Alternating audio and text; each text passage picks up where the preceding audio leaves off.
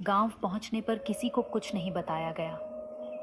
बस इतना कहा कि मेले में नहीं गए क्योंकि रास्ता खो गए थे।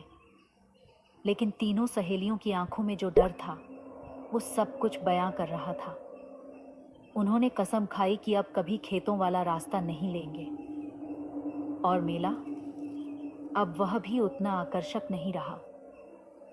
कुछ दिनों तक सब सामान्य रहा, लेकिन फिर पूनम ने रात को नींद में चलना शुरू कर दिया। एक रात उसने फिर वही सुरन्या का नाम लिया। धार्मिका और अनीता घबरा गईं। क्या चुड़ैल वाकई चली गई थी, या अब वो उनके साथ हमेशा के लिए बंध गई? एक दिन तांत्रिक को बुलाया गया। उसने बताया, उस चुड़ैल का वास अभी भी पूनम के अंदर है। उसे पूरी तरह मुक्त करने के लिए खेतों में आखिरी बार जाकर सुरन्या अंतिम संस्कार करना होगा। तीनों के सामने फिर वही खेत, वही डर और वही रास्ता था, लेकिन इस बार वे तैयार थीं। खेतों में एक छोटा गड्ढा खोदकर उन्होंने सुरन्या के नाम की राख को बहा दिया।